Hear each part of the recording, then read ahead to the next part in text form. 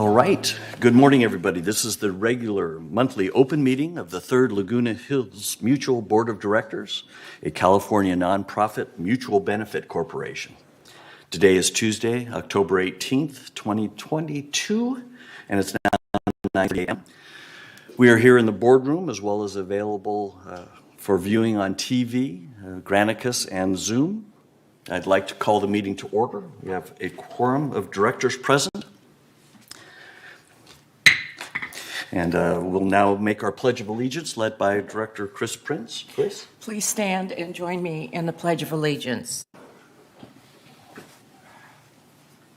Ready, begin. I pledge allegiance to the flag of the United States of America and to the republic for which it stands, one nation, under God, indivisible, with liberty and justice for all. Thank you, Chris. It's now time to approve the agenda. Can I get a motion to approve today's agenda? Kush moves. Can I get a second? Ralph seconds. Anybody have any changes they'd like to make to today's agenda? Anybody have any objections to approving it as it is? Seeing none, we'll consider today's agenda approved by consent. Thank you. Now we're looking to approve some meeting minutes for 5 different meetings. Let's address each of them separately. Can I get a motion to approve the meeting minutes for the last board meeting held on September 20th? Ira moves. Second. Kush seconds. Thanks. Any suggested changes to the meeting minutes for the last board meeting? Any objections to approving them as is? Seeing none, we consider them approved by consent. And now, can I get a motion to approve the minutes for the special board meeting where we picked a delegate for GRF held on September 30th? Chris moves. Kush seconds. Thank you. Any objections to them as is? Seeing none, we'll consider them approved by consent. Moving on to the third one, a motion for the minutes of the agenda prep meeting held on October 7th. Chris moves, Kush seconds. Thanks, thank you both. Keeps me from having to turn my head too much. Any objections to those meeting minutes? Okay, we'll approve those by consent. And I'm assuming in all of these, Michaela or Paul, that Moon will abstain, since he wasn't at any of them, except for the last one. Can I get a motion to approve the meeting minutes for the special board meeting where we discussed committees held on October 7th? Thanks, Ira. Ira moves. And Jules seconds. Thanks.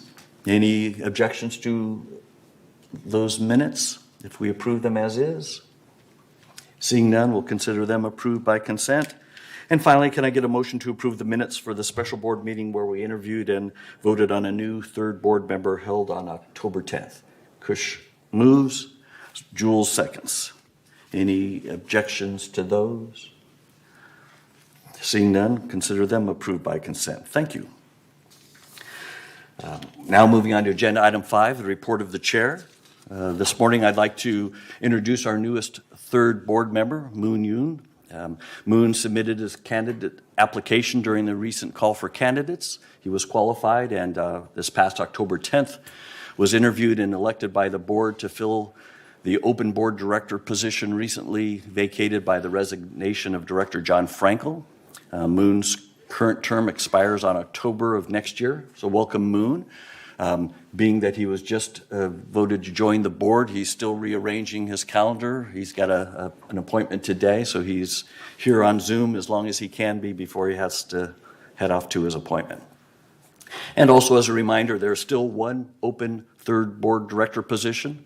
This open position is for a 3-year term expiring in October of 2025. If you're interested in possibly filling this position, please reach out to the corporate secretaries here in the community center for an application and consideration.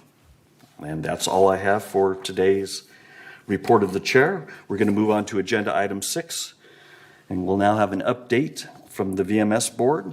And then VMS Board President Rosemarie DiLorenzo will be providing today's update. Good morning, Rosemarie. Good morning, Mr. President and the members of the third board, our CEO, our staff, and our wonderful residents. We too have a new board member on VMS, a board member that was appointed by third to fill a one-year position, and her name is Mary Cito. She will not be here today because she's on vacation, but she will be joining us at our meetings in the future. This morning, I'll provide a quick update on some new events or new items to focus on better service. One of the things we're going to do, which we're excited about, is having a contractor open house. The contractor open house will be October 27th from 3 to 4 p.m. We didn't send out invitations, which we have done in the past, but it has been in a lot of news media, the Friday Blast. We go over it at this meeting, so I'm hoping that there will be a very good attendance. I don't know if there'll be a line. We'll see. For those of us who are interested in coming, we are invited also. The purpose of the meeting is to help residents and the contractors to navigate through our systems better. And the team is going to share some helpful information about changes. And most importantly, they're going to listen to the comments of the residents and the contractors. And we're planning on having it be an hour, and I sort of wonder, but that's okay. We purposely had it at a time of the day, late in the day, so that a lot of work that is being done will be over. We will also have invited a City of Laguna Woods representative to this meeting because it is important for them to hear what is going on, and hopefully we can get their help to make this a better process.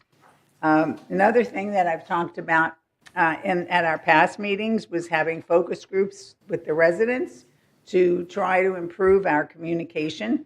We don't have not necessarily an extensive report, but it's more of what we're going to do next report coming from communication. The focus groups were very successful. We had one that was multilingual and one which was specific to older residents. Gosh, I feel like we're the older residents. So probably maybe a group that is not using internet or something like that. And so we went over the channels that are most used. The most important thing is we learned a lot, and we are going to have a more comprehensive approach to communication. The residents definitely want a better website. They want better translation, better communications by the boards. We're all on the boards. A master calendar for village events, which I'm not quite sure as to how we're going to get that done. Some more neighborhood and small community events. The 110s have a group. Gate 11 has a group. The Garden Villas sort of has a group, but it isn't a social group as to what's happening with Garden Villas. But they're asking for more group events where people could get to know one another. And I also think they're asking for more things like the Renaissance Fair. And I believe that we're doing something for the holidays for Christmas. But I'm not going to talk about it because I don't know all of the particulars. The other thing that we've done is yesterday we had the Employee Excellence Awards, and I have a list of the employees who received the awards, but I'm not going to read it.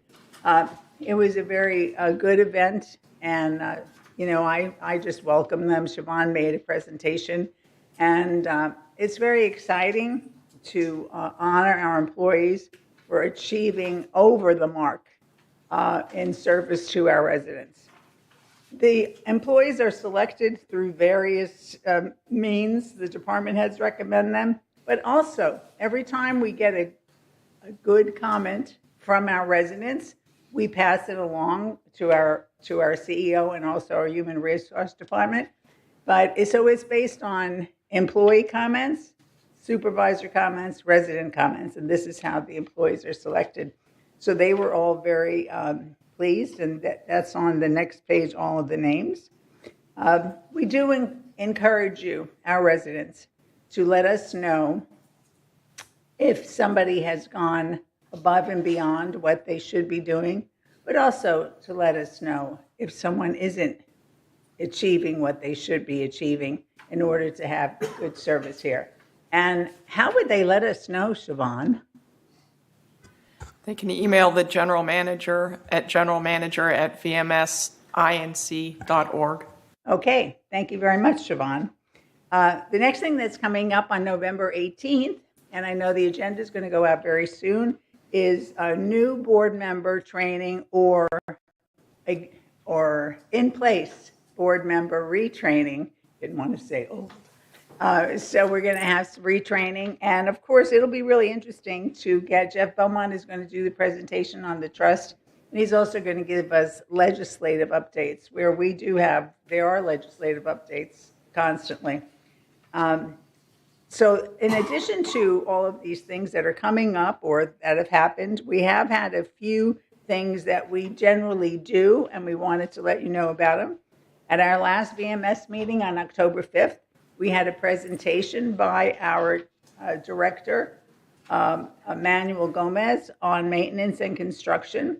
And he went over capital projects, as usual, manor alteration highlights, damage restoration highlights. We also had, on October 10th, a client services meeting. And in that area, we went over resident services. And that was a really excellent, long, many slides presentation. And the great thing was not only telling us about the things that are being done to improve service, but also some of the priorities for 2003. And one of the priorities is going to change the phone system, and changing the phone system, which has already been approved, so it's not going to be one of these long, drawn-out things, is going to really improve automated voice response and things like that that are very important to our communication. I didn't put a lot of slides, or we didn't put a lot of slides in here on our service order program, but our service order program has a 24% response rate, which is really good.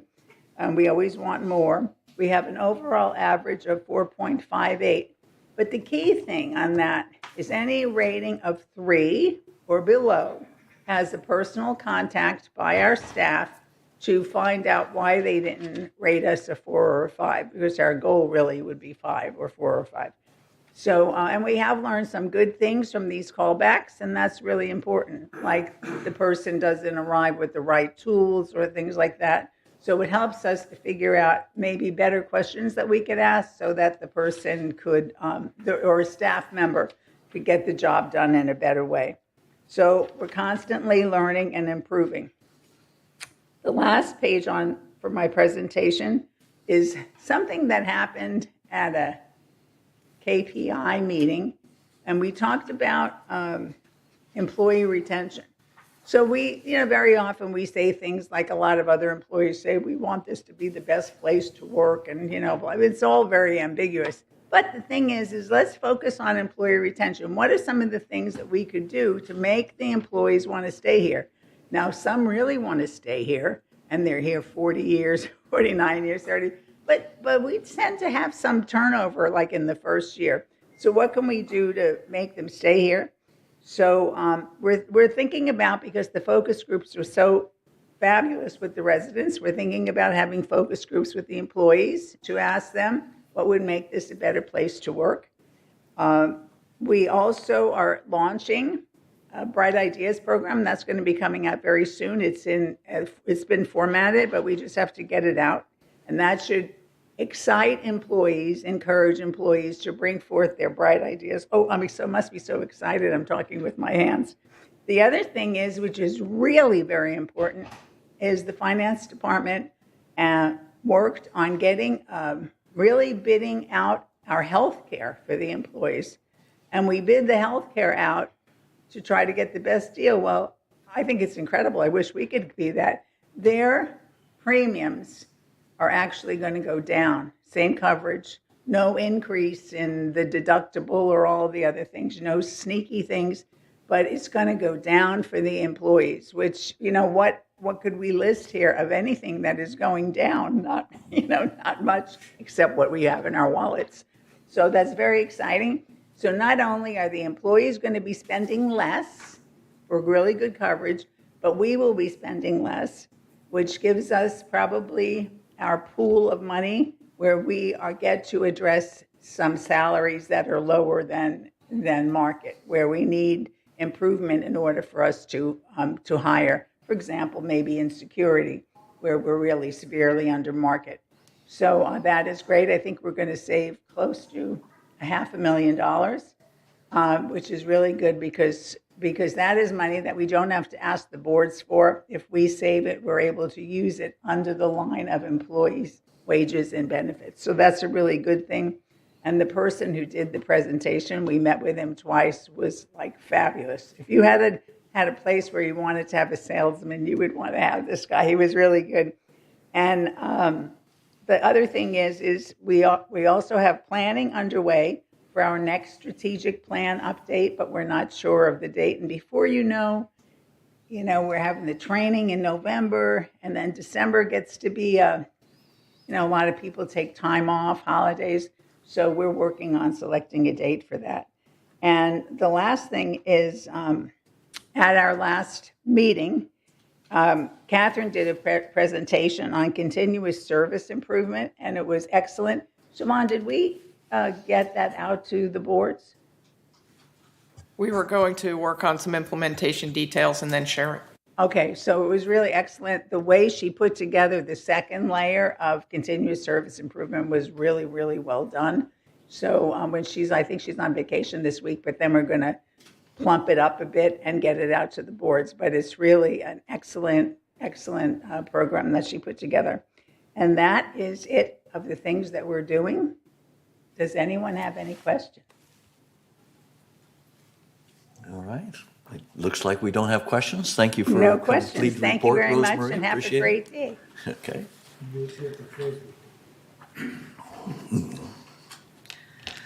All right, we're moving on to agenda item 7, our open forum. At this time, members may address the Board of Directors regarding items within the jurisdiction of this Board of Directors and not on the agenda. The board reserves the right to limit the total amount of time allotted to the open forum to 30 minutes. Each member is asked to speak for no more than 3 minutes. A member may speak only once during the forum, and speakers may not give their time to other people. Members not in the boardroom can also share their comments by joining this meeting via Zoom or by emailing your comments to meeting@vmsinc.org to have your message read during this open forum should time permit. So, Michaela, we have any speakers today? Yes, the only speaker we have is Chris Collins. Good morning, Ms. Collins.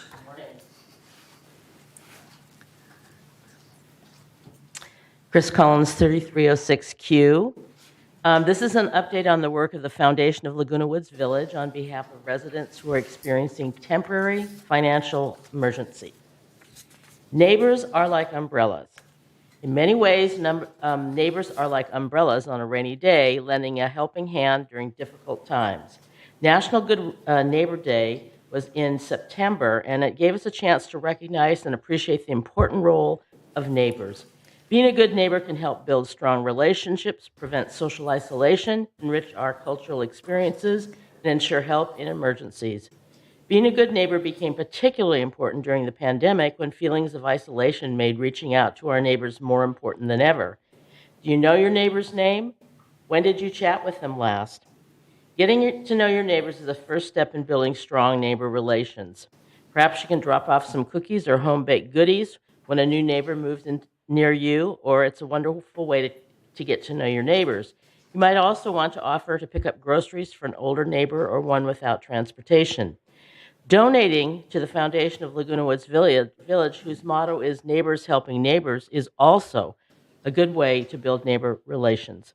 A foundation tribute donation to honor a neighbor's special event or to remember a neighbor who is no longer with us can celebrate the message of Good Neighbor Day. Started 25 years ago, the foundation of Laguna Woods Village exemplifies the spirit of Good Neighbor Day. In the last 5 years, the foundation has spent over $1.2 million in the village, with nearly 99% of that money raised in the village to help our neighbors when they experience hard times. So for more information about specific programs that are helped with the foundation funds, please contact us at thefoundation@comline.com or 949-268-2246. Please also visit our website at the Foundation of Laguna Woods Village. Thank you. Thank you very much. It's always good to hear about the work of the Laguna Woods Foundation. Thank you. And Michaela, you said that was the only one, correct? Yes, correct. Okay. Great, thank you. We'll move on to agenda item 9, the CEO report. Siobhan? Thank you, Mark. Honorable President, members of the board, this morning I'm going to share some updates from our Recreation Department. The Halloween Hoedown is going to take place on Saturday, October 22nd from 4 to 7 p.m. at the Equestrian Center. It's a chance to enjoy music, food, and fun at a hoedown with the horses. Dance to the music of JB South and enjoy food truck fare, photo opportunities, games, trick-or-treating, and a petting zoo. Trick-or-treating at the Equestrian Center is from 4 to 5:30 p.m. Garden Center 2 will also feature a trick-or-treat maze and scarecrow contest from 3 to 5 p.m. Parking is available in the upper lot across from Broadband Services. Shuttles will be available from 3:30 to 7:30 p.m. On Monday, October 24th at Clubhouse 5 at 5 p.m., residents may join in the Oktoberfest fun and enjoy traditional fare catered by Martinez. Tickets are available in the Clubhouse 5 office and are at a cost of $25. The November Bonanza is scheduled this year for Saturday, November 5th and Sunday, November 6th at Clubhouse 4. At the Bonanza, the village's talented artists and craftspeople will present an extensive collection of works for purchase. Off-site parking and shuttle service will be available at the Laguna Woods Village Maintenance Center via Campo Verde. And lastly, buy your New Year's Eve tickets now. On Saturday, December 31st at 7:30 p.m. in the Performing Arts Center, 5 great acts will take place, and it will lead up to the ball drop at midnight. Performers include Temptation Review, Pete Barbuti, Les Arnold and Dazzle, Paul Boland and the Swing Kittens, and the New Year's Eve Gold Band. Tickets may be purchased online at tickets.lagunawoodsvillage.com or at the PAC box office Monday, Wednesday, and Friday from 9 a.m. to 5 p.m. And that concludes my quick update this morning. Thank you. All right, thank you. Anybody have any questions for Siobhan? All right, looks like not. And just in time, we're now hoping to receive an update from Bart Mejia regarding solar. Good morning, Bart. Good morning. Thank you for giving me the opportunity to present to you a quick update on our solar installation. As you know, we have solar panels on 12 of our 3-story buildings. That was originally installed back in mid-2017. We received approval to go into operation in June and started reporting in July of 2017. So we've had this for just a little bit over 5 years. Mutual spent approximately $2.56 million for this installation. That was fully funded by the Mutual. And so far, the system has produced approximately 6 million kilowatt hours. That translates into about $1.2 million in savings in electricity so far. It was anticipated a return on that investment to be somewhere between 11 and 12 years. We're still showing that the return on that investment is about 12 years for that original installation. So this is generating savings of about $200,000 a year.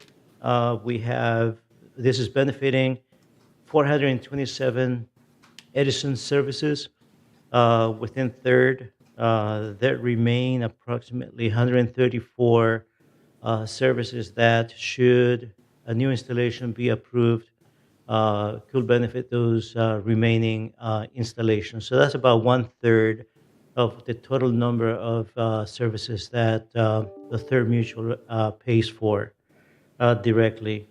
Again, looking at based on the current rates and rules and regulations, that would also have a 12-year return on investment if such an installation gets approved. I did a little more research to see if there were any funding opportunities that can help pay for these installations. And for our community, I couldn't find any yet. We don't know what's going to be in the future. Most of the incentives are designed for low-income areas and regions, and we do not qualify for that. There are other programs out there that you may want to entertain. I've looked at some of those, and they're usually not in the benefit of the owner, and that is to have a company pay for the installation fully, and we get some side benefit to that overall installation. If interested, I can look into that more and come back to you and let you know how feasible that would be. I will have to also consult with our finance department to get more financial information when it comes to something like that. It's a different venture. You've seen that advertised on TV for residential uses, where solar installers say you don't have to pay a dime to have this installation. But in essence, what you do is you give them the space to put their solar panels. They generate power, and the owner gets some benefits out of that. One of the things that I have been monitoring is what are going to be the changes at the CPUC level. Late last year, they introduced a measure where they will significantly reduce the benefits of solar installations. They name a number of reasons for doing that.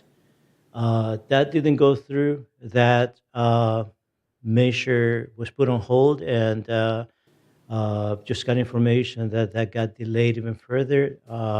They are not scheduled to render a final decision on this until August of 2023. We do not know what this final version is going to be, but for us, when we're looking at installations, and depending on how they implement this, if it is going to be retroactive, if it is going to be effective immediately, or if they can grandfather prior installations. But the anticipation is that a return on investment for something, for at least for the original language, will double the time. So if we're looking at 12 years, now we're looking at 24 years, and that is essentially the useful life of a solar installation. So the arguments that were presented is that such installations then will not make financial sense. There's always the benefit of solar installations to the environment and to the future. There's no way to really put a value to that, but there are significant benefits. What is going to be the legacy of doing these types of projects, having that minimum carbon footprint on the generation of energy? So that has a value.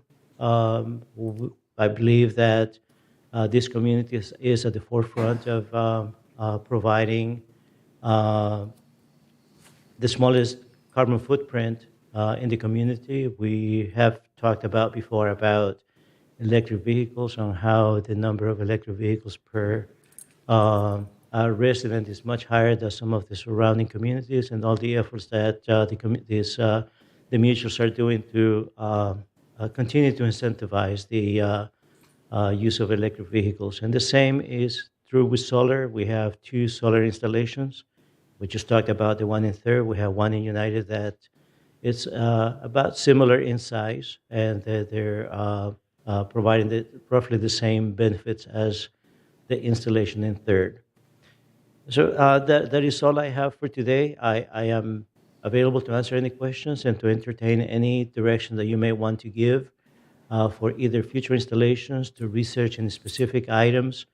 As mentioned before, we have for the type of program that we are participating, we have 134 services that can benefit from this, which is about one-third the number of the ones that we installed originally. There are other programs that we can look into, such as the installation of batteries to store power. If we do something like that, then all of the installations that we do could benefit from that.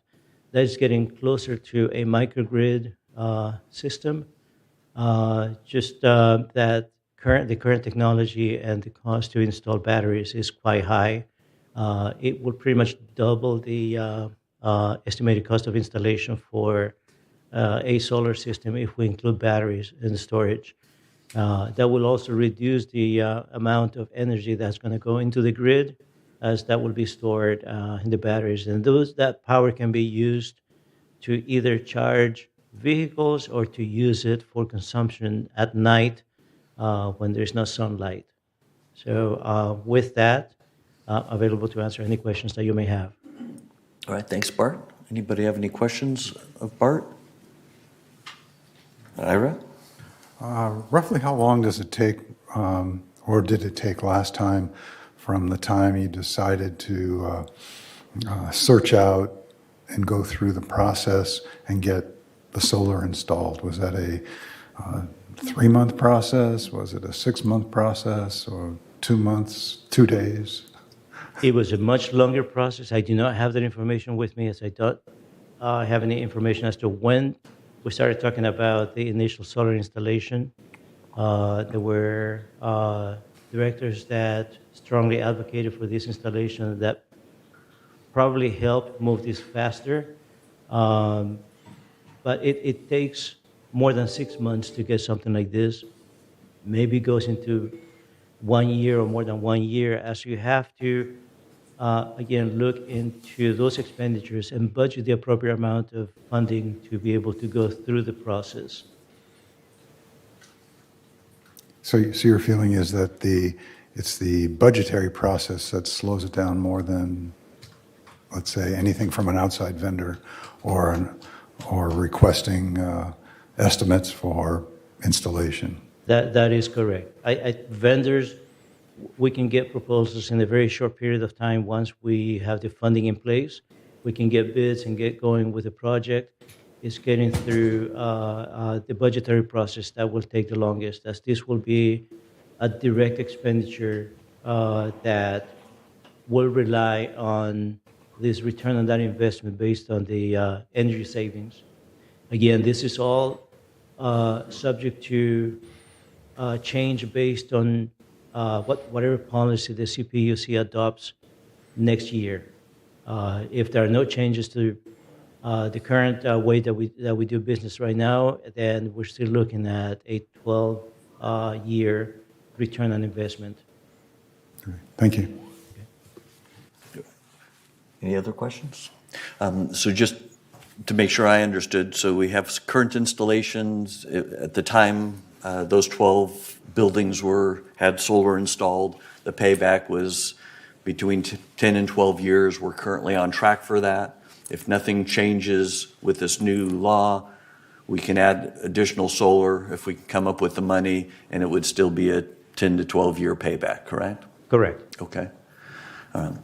So, I know this board has talked about it, and will continue to talk about it. I mean, while a 10 to 12 year payback seems lengthy, we hope we'll be around many, many more years than that. And after that, it sounds like with the current installation, we'll be recovering $200,000 a year. So definitely something that we want to look at probably investing in. We'll just have to figure out how to make that happen.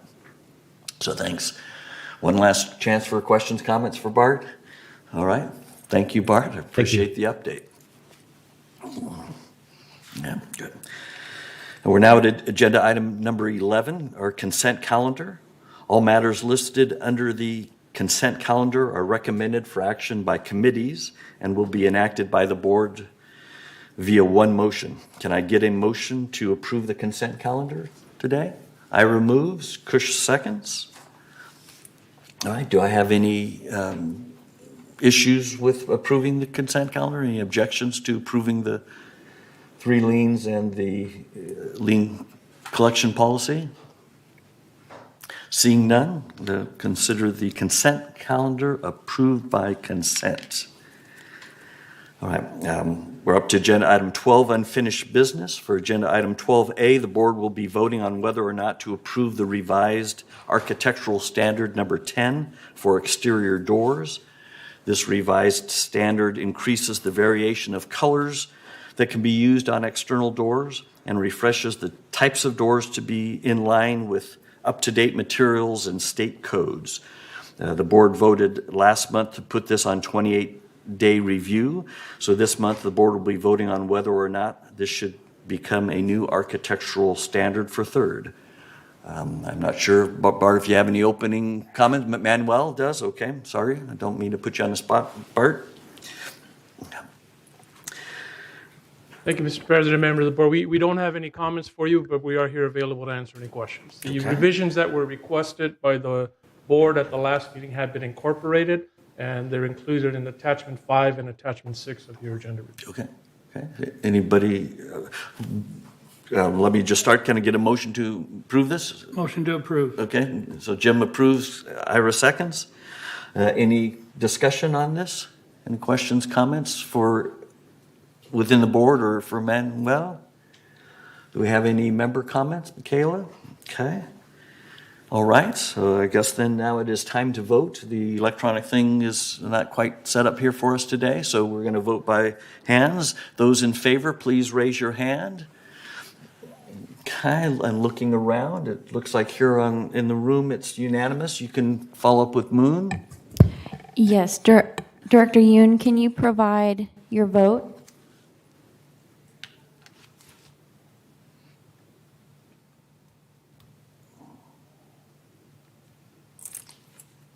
Looks like he's still on mute. There it goes. Can you hear me? Yes, Can we you can. hear me now? Yes, we can hear you. Okay. Yeah, okay. I raised my hand. Thank you. Thank you. All right. So unanimous. 1, 2, 3, 4, 5, 6, 8. Eight votes yes, no votes no, no abstentions is what I count I have. Thanks, board. Appreciate that. Moving on to agenda item 13, new business.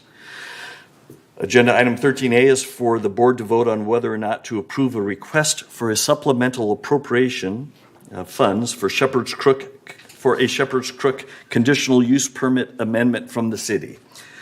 This request was approved by the M&C committee as well as endorsed by the finance committee before coming to the full board today. We will be voting as to whether or not to put this request forward for a 28-day member review and comment. Manuel, do you have any comments, opening comments for us on this one? Thank you, Mr. President and members of the board. Good morning. We've been replacing the barbed wire that's affixed to the perimeter walls around the mutual with Shepherd's Crook wrought iron fencing for the last 5 years. This current year, when we did installations over by Gate 11, there were some areas that were identified as potential risk areas where we have utility boxes adjacent to the walls, and we received some comments from residents that they felt that the new installation was too low because people could climb up on the utility box and hop over the Shepherd's Crook. And so based on that, we discussed with the city what it would take to revise the requirements of the conditional use permit that was issued to us back in 2017. And if the board wanted to pursue modifying that condition to allow Shepherd's Crook installations higher than 7 feet at certain locations where and we would work with security department, or are considered to be a higher risk of security breaches. We have to process an application through the city. Their initial deposit fee for that application is $6,000. We expect that they will require us to submit structural plans to substantiate that the existing block walls can support the higher fences, and we think we can do that for about $4,000. So therefore, we're requesting or recommending that the board authorize a supplemental appropriation of $10,000 should you choose to move forward with this recommended application. Thanks, Manuel. Before we get into discussion, I'll first ask Chris to read the resolution. Okay. Supplemental, Maybe we should get a motion in action and then do the discussion. So she's going to read the resolution, then we're going to get a motion, and then we can discuss it. As Robert's rules say, This is how I've done it so far, so you can slap my wrist later. supplemental appropriation for CUP or conditional use permit amendment for Shepherd's Crook installations. Whereas in May 2017, the City of Laguna Woods issued CUP 1135 governing the replacement of barbed wire fencing with wrought iron Shepherd's Crook fence. And whereas the CUP limits the height of the Shepherd's Crook installation to a height of 7 feet when viewed from adjoining properties. And whereas staff recommends that the mutual authorize the submittal of an application to the City of Laguna Woods requesting that the height restriction be revised or amended to allow for the height restriction to be measured from the highest ground level on either side of the wall and allow for a height of up to 11 feet at locations where the presence of utility structures create a potential trespassing risk. Now therefore be it resolved on November 15th, 2022, the Board of Directors of this corporation hereby authorizes a supplemental appropriation in the amount of $10,000 for the city application process, and resolve further that funding in the amount of $10,000 from the Replacement Reserve Fund will be used for this project, and resolve further a supplemental appropriation is authorized from the Reserve Fund in the amount of $10,000, and resolve further that the officers and agents of this corporation are hereby authorized on behalf of the corporation to carry out the purpose of this resolution. All right. Thank you, Chris. Now that we've had the resolution read, can I get a motion to approve this resolution before we discuss this? Chris moves. And Ralph seconds. All right. Any discussion? Jules? I would like to ask our engineers a question.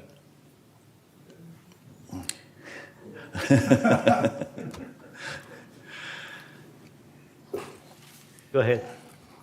Would I be correct in assuming that in order to get over the obstacle of the Shepherd's Crook, it's necessary to actually grab a hold of and hold on to the Shepherd's Crook uprights before you get over it? That would be one, excuse me, waiting for it to be, oh, there it is. That would be one way of, if someone wants to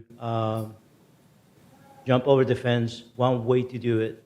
As far as the design is concerned, we will be looking at, and the city will be looking at a design that will allow for a pull or a push that meets the minimum requirements per the building code. And that force that is applied to the wall will have to be factored in to make sure that the wall and the footing can support that in whichever direction that is going, similar to a wind load or a seismic load. I'm not sure you answered the question. Maybe I didn't ask the question properly. Let me put it a different way.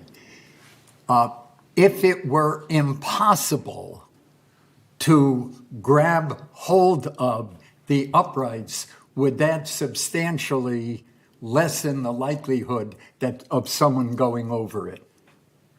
In other words, if they couldn't grab hold of the upright for one reason or another, would that aid in preventing people from surmounting the crook?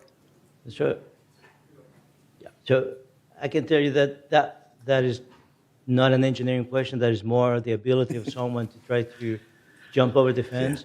I will say that will make it more difficult, and the more difficult you make it, the less the chances of jumping over the fence are going to be. So if you're thinking, and I'm going to try to think for you, let me know if I'm putting words into your mouth. Say that you put some type of screening up against or attached to the shepherd's crook that will prevent someone from grabbing hold of these bars.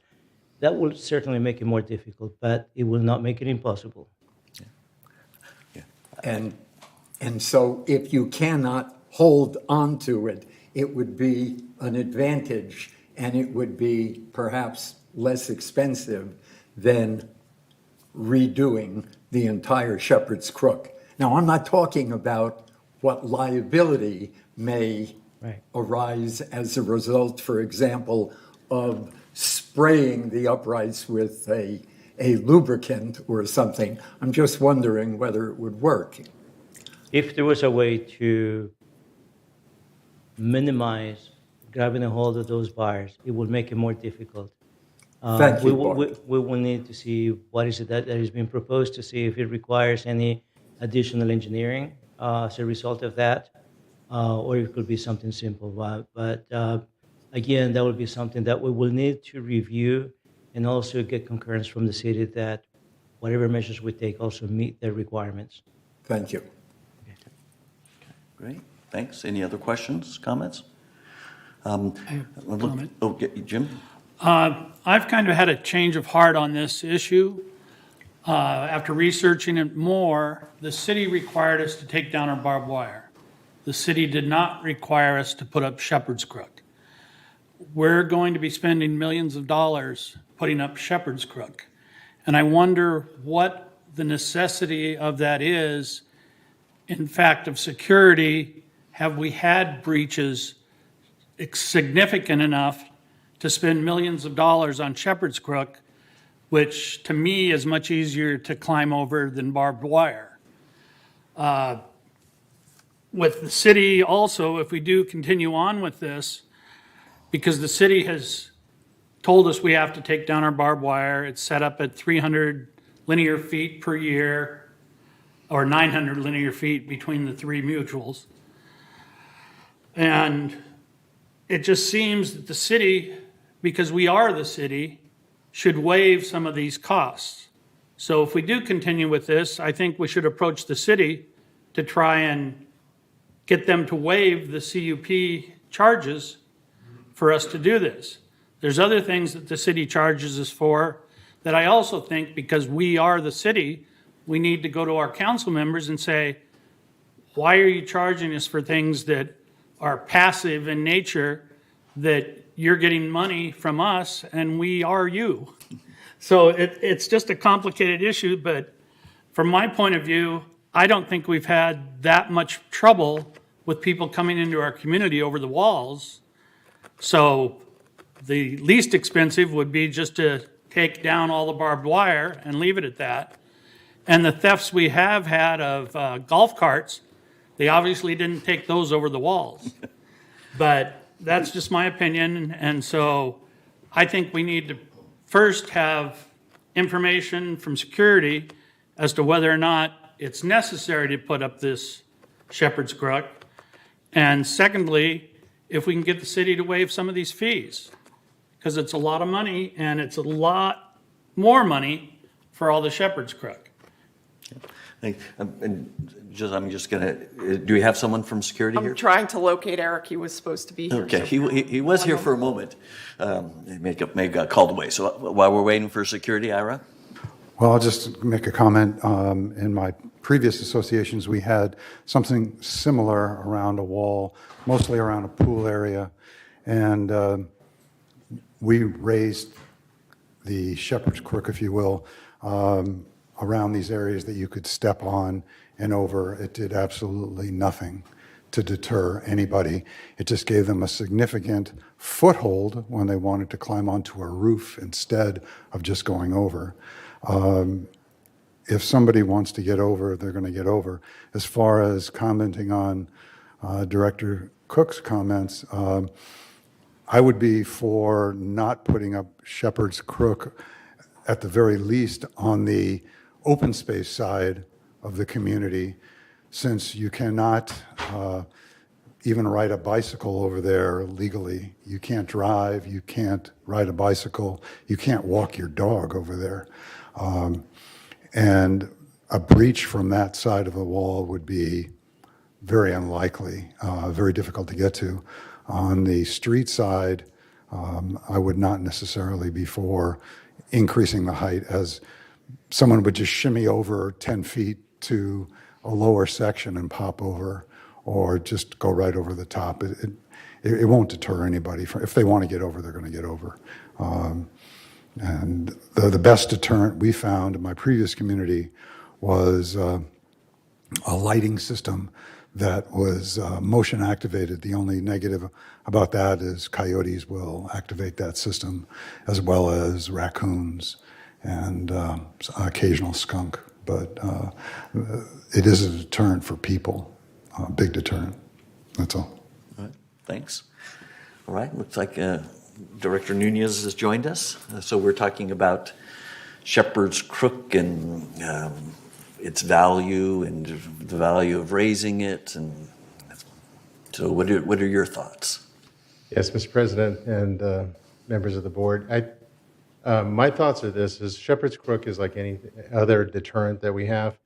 It's merely a deterrent, right? And so there are some areas that we've identified or were brought to our attention, and then we looked at that where they do have these utility boxes that are within a few feet from the wall and are almost 4 feet tall, 3.5 feet tall, where if you climb on top of those boxes, and the reports were they saw people coming into the property by standing on that and then just stepping onto the wall between the Shepherd's Crook and then jumping off to the other side, as well as egressing from the property as well. So we went out and looked at it, and I took the operations manager with me actually, and was able to say, yeah, we stood on there and said it's pretty easy, relatively easy if you're in decent shape to get over that wall.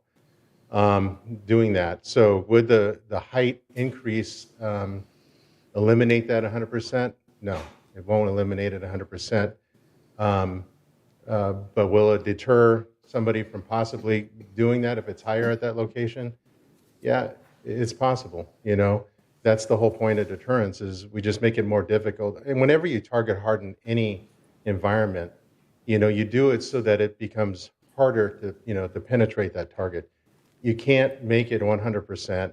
If we were able to do that, then nobody would be able to get in or get out, And so I think that the Shepherd's Crook, somebody joked about it the other day and said the good thing is that it's turned outwards and not in, and trying to keep people in. But it's true that that those deterrents are effective for some people, most people that are thinking about it. Just makes it more difficult, and they'll look for easier targets to actually try to trespass and then commit the crimes of opportunity. If those opportunities aren't there, the opportunity for somebody to use that as a stepping stool exists, and it just makes it perhaps a little bit easier for somebody to want to do that. And that's where we stand on the Shepherd's Crook. All right, I think Jim had asked some questions about the quantity of these types of situations in the past period of time, year. How many wall breaches are you getting reports of on a monthly, yearly basis, whatever? With this specifically, we've only had 2 reports of this happening, and and in the manner in which I described, where they step on the utility box and then step over the fence and then do the same thing coming back, or going from that spot, climbing over, and then landing on top of the utility box from where they're at. Fortunately, we don't have a ton of breaches. It takes our just so you know, because you may not know, but our security patrol officers throughout the day and night actually do a routine check of the perimeter throughout the entire establishment. It takes us about a week to 9 days to completely cover the entire perimeter. And what they're looking for are breaches. And so there are some, obviously, with still a lot of the barbed wire, concertina wire that's set up on the walls, or just some of the fences sometimes have been cut. And people are just using it to actually, probably because they're too lazy to walk, perhaps, and maybe because of some of the folks that are looking for crimes of opportunity would do something like that. So, and to create an access way. But we go around and as they find these things, they notify it on the dispatch and tell them where it's located. They tie it off with yellow tape so that it's easy for those people that are following up to repair it the next day can come in and repair it. Although there are people that breach this, or you'll see that the compressed barbed wire because somebody put something on it and pushed it down. But we notify maintenance to come out there and then fix the issue for us immediately. But it does take time. So there will be times when people will call us about a breach and say, hey, it's been like this for 2 or 3 days, and why didn't you guys notice? And then part of the reason is because we're now on this side of the perimeter, and by next week we would have drove by and seen it too. But they do happen, and I couldn't give you an exact number. We deal with about probably anywhere between maybe 5 to 10 of these breaches in whatever fashion that they occur. A month. Okay. All right. Okay. Anybody else have questions or comments? Something. If I may, we are looking at breaches from outside to inside the wall. Have you thought about, or can you comment on somebody who has committed a whatever and trying to run out from inside to outside? Can you comment on that? Yeah, well, typically if somebody's coming in here to commit a theft or a burglary, they, whatever access point they gained entry is the point that they'll probably come back out of. And because they know it and they know it exists. So I can't comment in terms of actually knowing how many those are, unless, other than people calling in saying, hey, I just saw somebody jump over the fence for some reason. No. Yeah. Have you had any experience on anybody running over the fence after committing a crime? Because this is what I was made to understand, that the area that we are considering to raise, the level of the floor of mud is much higher on the inside than on the outside. And that was the reason for this even coming up as a conversation to consider. Have you had Yeah, any? I think our concern is people coming from the outside Okay. Into the inside. And it's obvious that there are some places where the elevation is a little bit higher on one side or the other. And if it's on the inside, then it just makes it a little bit easier for them to climb over that fence, right? And because the Shepherd's Crook is actually going towards the outside, they're not really concerned with all that as they would be coming in. But we became concerned about it and aware about it just because of the fact that there were these utility boxes, as I said, they could use as launching platforms in which to elevate themselves and then make it easier for them to get from the outside to the end. And that's what we were concerned about. Okay. Jules? Yeah, I don't understand your comment about it taking 9 days to get all around. What happens during how many people are we talking about, and why would it take 9 days to get all around the perimeter of the property?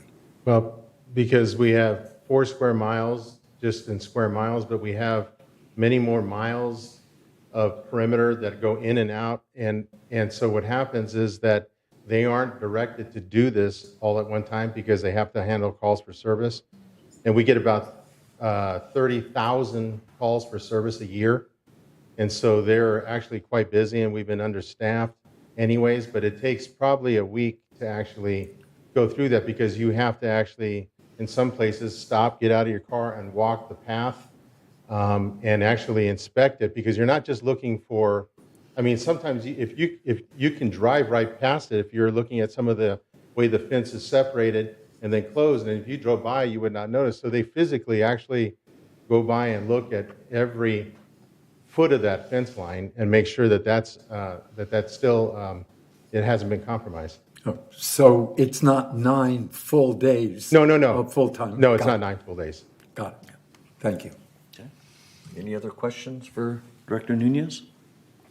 Okay. Any other, thank you, Director Nunez, for the moment. Any other questions, comments?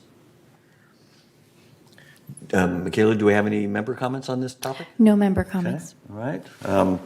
Are we ready to vote as to whether or not to approve this resolution? I think we are. So those who are in favor of approving this resolution and approving the funding of $10,000 for this, please raise your hand. All right, I'm looking around, I see no hands raised, including my own. All right, so I think this is not passing. Okay, so I know this is not passing, as the way I see it.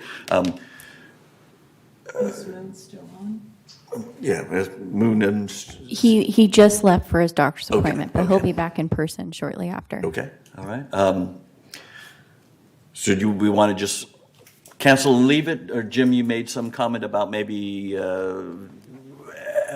doing some additional work. Should we kicking this back to the M&C committee for? Well, excuse me, at least, as we were just told by security, there's areas where there have been breaches.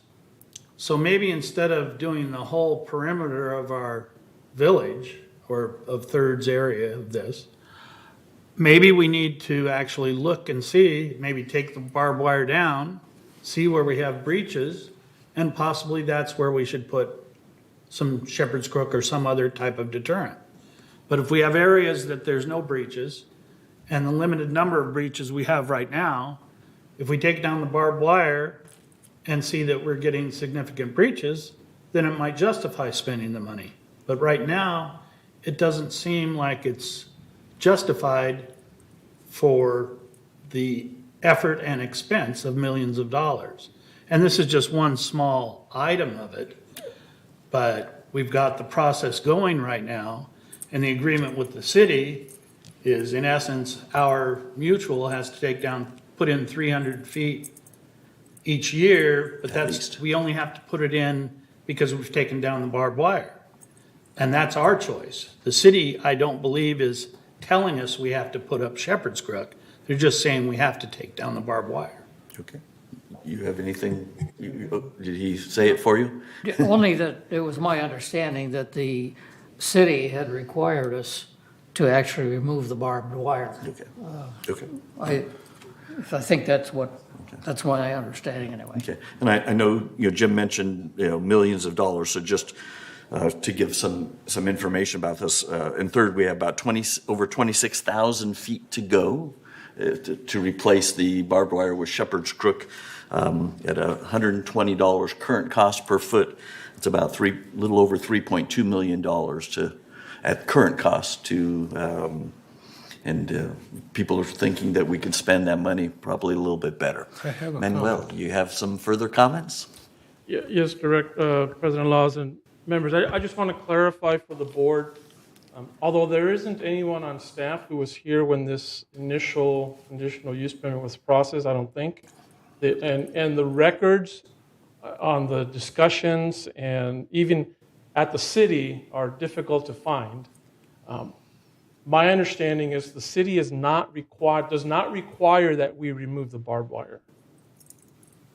they don't allow us to install any new barbed wire. And there's just a small distinction there. So I can only assume that the village at one point was interested in replacing the barbed wire because it was old, damaged, rusted, looked ugly. And the city does not allow new installations of barbed wire. And that's, I believe, what led to, well, then let's replace it with Shepherd's Crook, which is a lot more aesthetically pleasing. It lasts longer, less maintenance, and maybe somebody felt more of a deterrent than the barbed wire. But I just want to clarify for the record, and if the city was here, they probably would state they're not requiring us to remove existing barbed wire. They're just not allowing us to put in new barbed wire. It has to be something else. Does that mean repair? Where was repair fit into no new? Repair would be that gray area. Okay. A little gray can work for us. Yes, Jim? Well, from a logic point of view, though, why would there be a stipulation that we have to replace 900 linear feet within the village every year if the city wasn't requiring us to remove the barbed wire? Because they've set an amount of how much we have to do if we're removing barbed wire. So it doesn't make sense that they're not requiring us to remove the barbed wire, because otherwise they'd put no limitation on us. Right, and my understanding is the city was not requiring the minimum 900. That was a request on the mutuals because they couldn't afford to do it all at once. The mutuals back in 2017 wanted to replace the barbed wire with Shepherd's Crook, but didn't want to do it all at once. So the mutuals requested permission from the city to replace the barbed wire with Shepherd's Crook and asked for a minimum of 900 linear feet per year for budgetary purposes. That was all driven by the mutuals, not by the city. Okay. All right. So it sounds like we need to work a little more on this with the city, understand. And it sounds like we were probably given some misinformation There are a lot or of gray areas. misunderstood the information we were given when this Could be. process was going on. Could be. Yes, Jules? Rosemary was the president of Third at the time when this issue came up. Maybe we should ask her. Do you have any comments, Rosemary, that you'd like to share?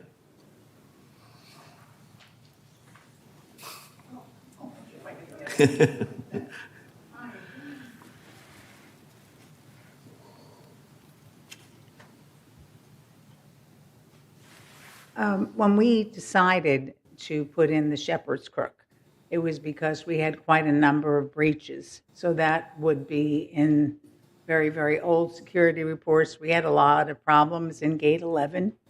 So that is when we started the Shepherd's Crook process.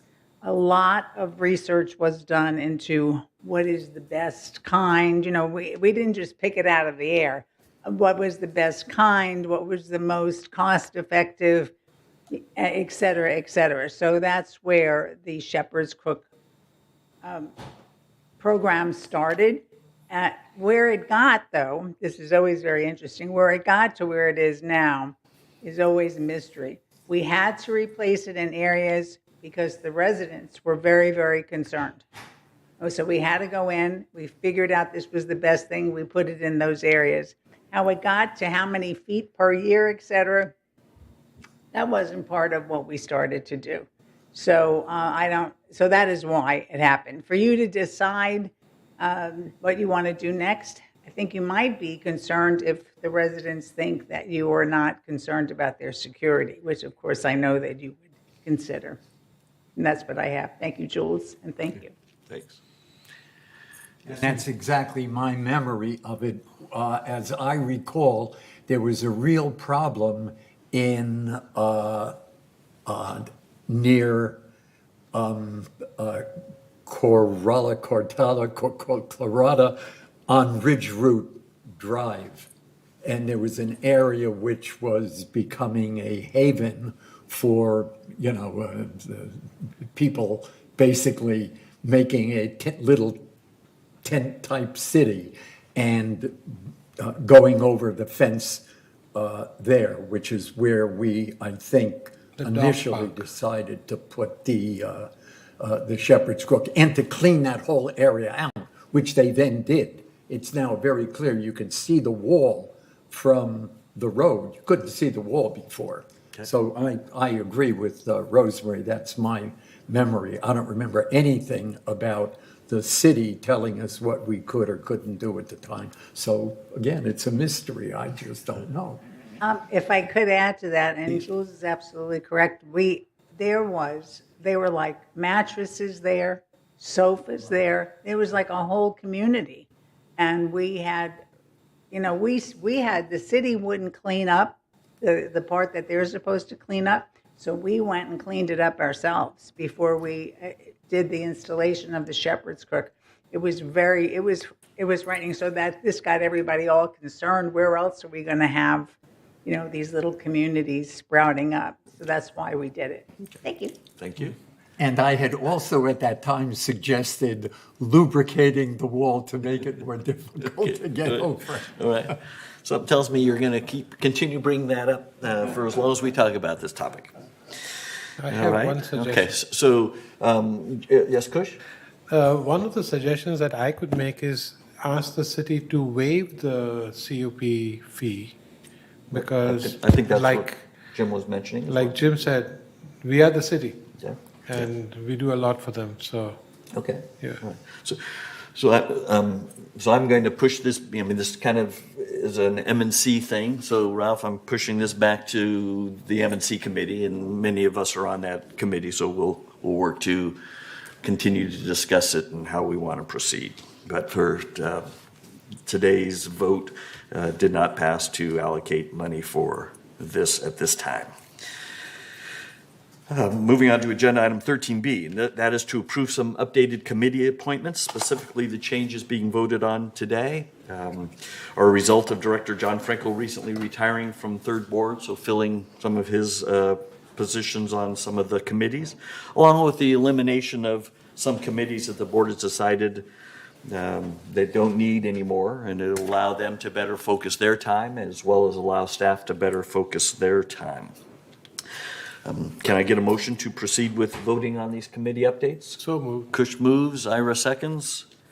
Any questions, comments, suggestions, requested changes from the board? These committee assignments? Yes, Jim? Just one thing, in our charter for the ACSC, we have to change one word in our charter. Okay, we'll see.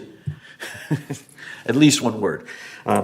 I just want to make sure that we have kind of number of members and things in the charter as well, but this isn't specifically the charter here today, so. Michaela, do we have any questions or comments from any third members on comments. this? All right. Anybody see any reason not to approve these updated committee assignments? Looking around at the board, seeing none. So we'll consider this passed by consent. I'm assuming Moon is still out. All right. Okay, thank you. Thanks. So committee assignments have been updated. We'll now share our monthly third mutual committee reports, starting with the report of the Finance Committee.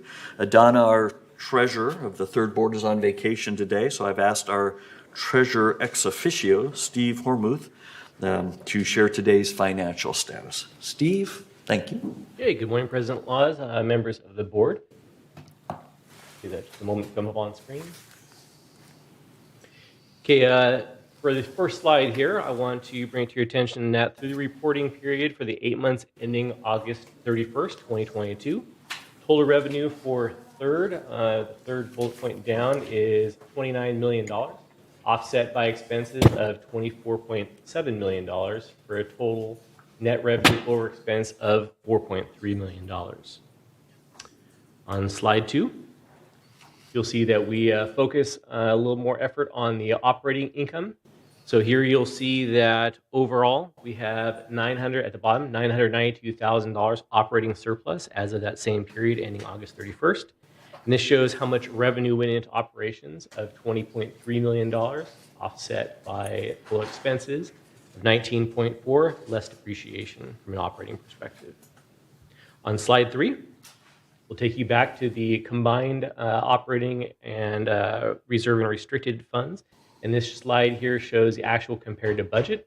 And on the bottom right, you'll see that you have a favorable net revenue over expense of $3.2 million. On the next slide, we will go through and show you some of the details of what makes up that $3.2 million, starting off with outside services. The green represents a favorable variance, and this is due to the timing of some of our moisture intrusion, plumbing leaks, and stoppages. And additionally, there were delays in approvals for the contracts. Specifically for roof replacements, they've had a late start. We've been sharing that information for the past few months. So the replacements actually began in April, but they are expected to complete in October. So we would anticipate by the end of October, early November, we'll have caught up on those expenses. Second on that list is employee compensation. You'll see that we are favorable at $733,000. This is mostly due to open positions, primarily in both landscape and M&C.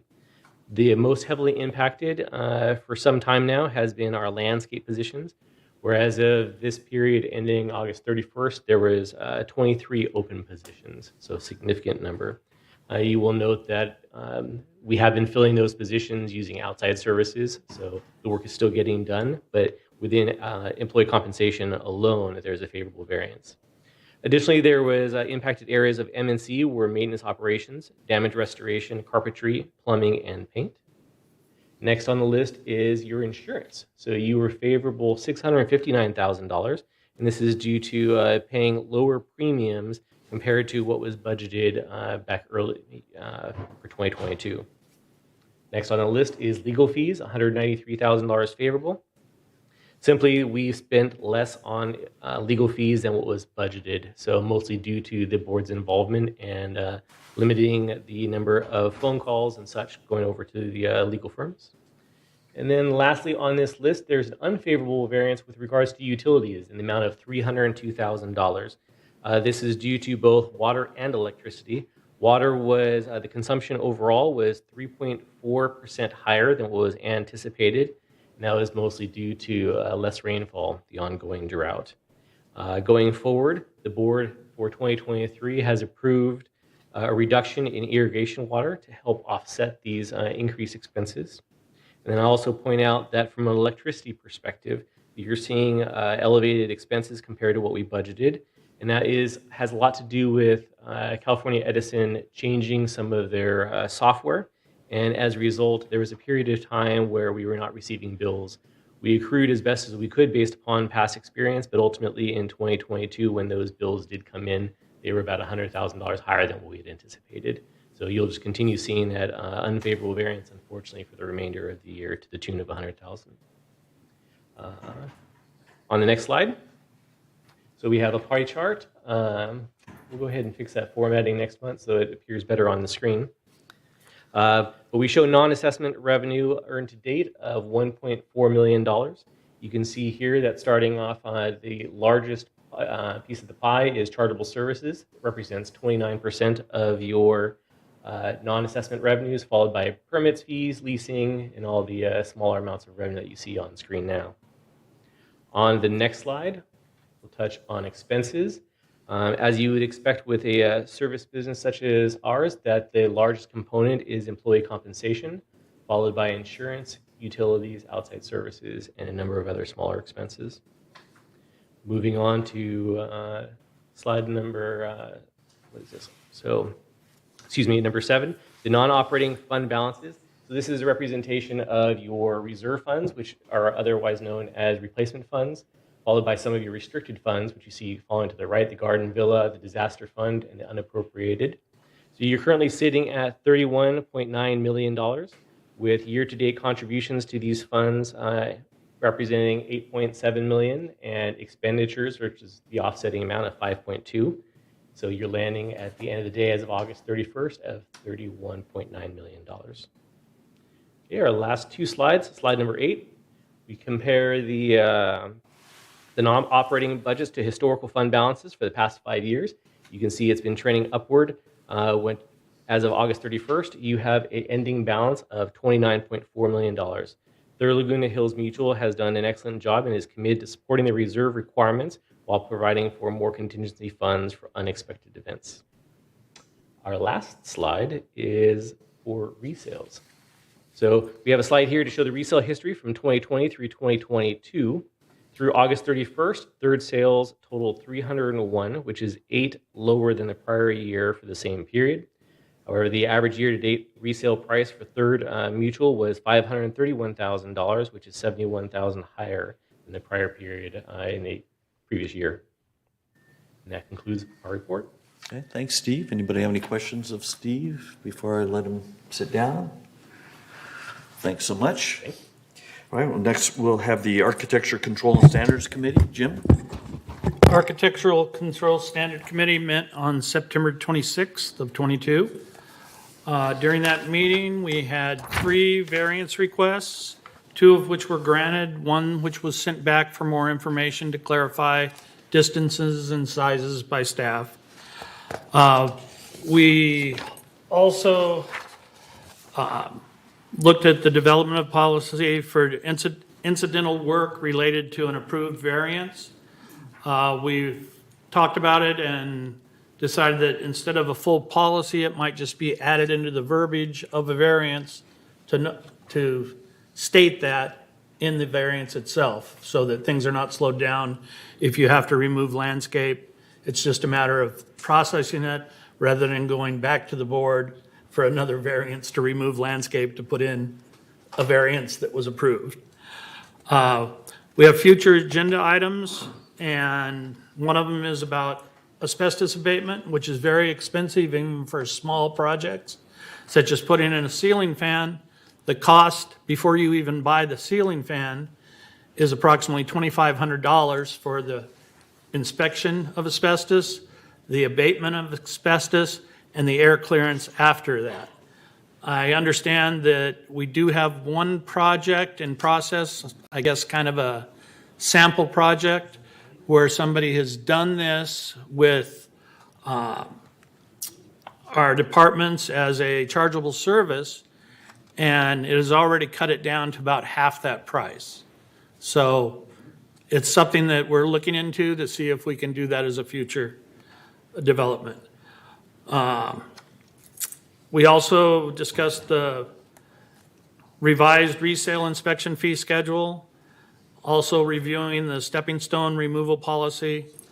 And what was also brought up was that things that have been put in by one member, that we need to have a process by which maybe they don't need to be removed by the new owner, that they could continue to go on if the new owner wanted to keep that. There was some confusion by one of our members. I got an anonymous letter in my mailbox asking me to clarify what I was talking about when the standards to be revised as time permits. Just as a thing that we processed today for architectural standard number 10, where we brought it up to date, new modern materials, making it more timeless, we will go through each of those standards one by one. The member also got the wrong name. He had Art instead of Bart. And Bart Mejia is the Maintenance Construction Assistant Director. So what I said at the last meeting was that we were going to go through the standards and they would be revised to be brought up to date to current building standards, current materials, and to make them more timeless so that they don't have to be revised. And so many of them are out of date at this time. So I am working with Bart to go through these. And again, it's a time-consuming process to go through them one at a time. I hope that clarifies it so that people understand what it is we're doing. Thank you so much. Anybody have any questions of Jim? Jules? Yes, I'm not sure I understand what you mean by doing it internally with our own, as a service, and it only cut the cost from $2,500 to about half of that. What is it does that include the installation of the fan, or is this just the remediation? Just the asbestos remediation. And Ira might have more information on that because he's talked to Ian about it. So what's going on is they're piloting a program. for different types of asbestos removal. It could be inside, it could be outside, and trying their best to experiment, because it takes a lot of different people to get one job done. And so going through, it isn't just removing the asbestos, it's with different services. You have a carpenter doing one thing and you have a painter doing another thing, and so on and so forth. And to get them scheduled sequentially, the one project that I worked with Ian on was an outside project to remove a post in an outside area.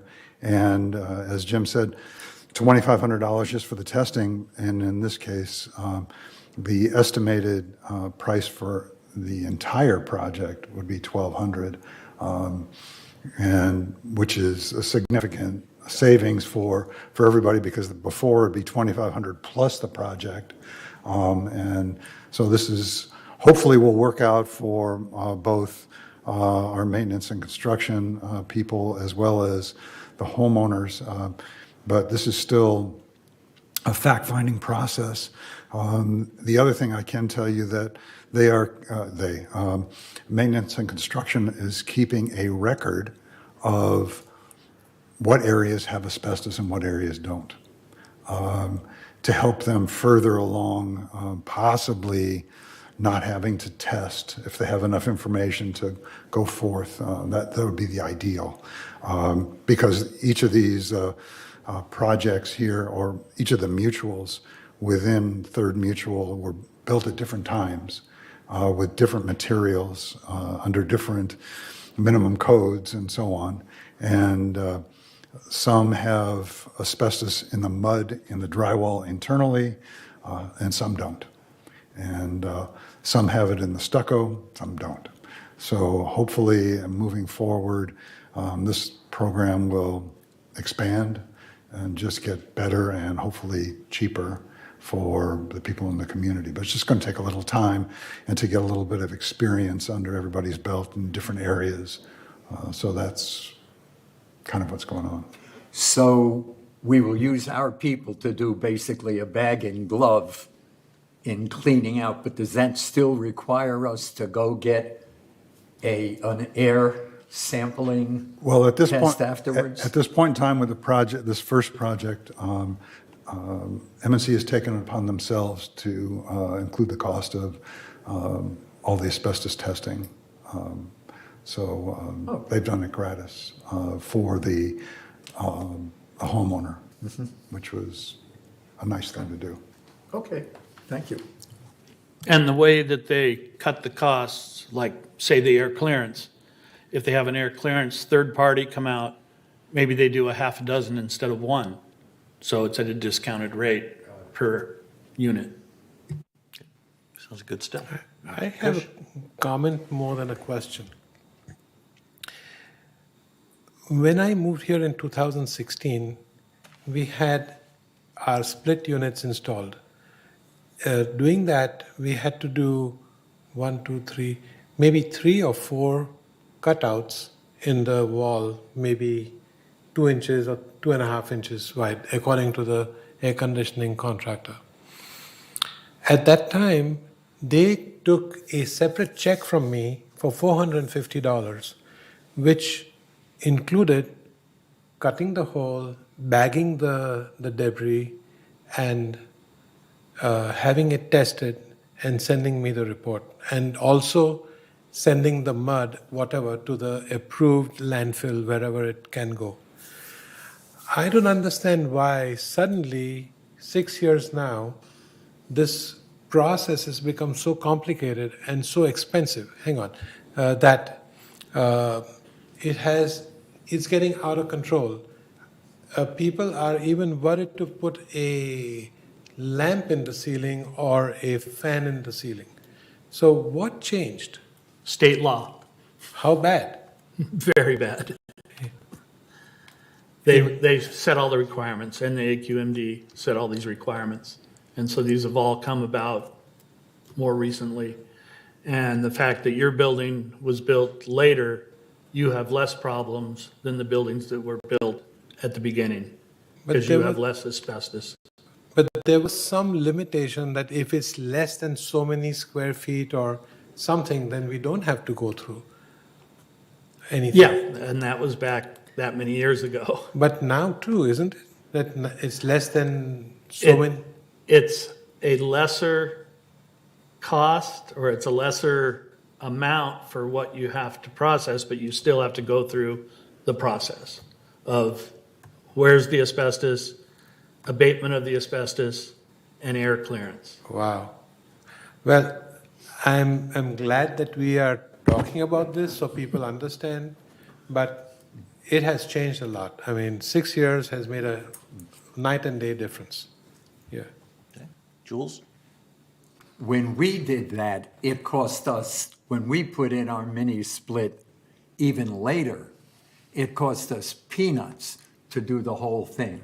And then I called because we had this brilliant idea of cutting out a small section to put something, I forget what it was. And the first thing I did was to call a company that does and they like eight-tupled the cost. Instead of $100 or $200, his minimum fee, he said, was $1,200 even before he came in the front door. And I don't know whether that was because of state rules or because they just thought they could get away with it. But the costs just exploded. So what they're doing is terrific. I applaud you, but it's the problem that we have to overcome. Thank you. Okay, maybe after work. Yes, Ira. So the only comment I can make about the state laws, it was geared more towards complete renovations rather than spot additions. And they just kind of missed the boat on people adding a fan, changing lighting, or something like that, where the reduction or removal was extremely minimal.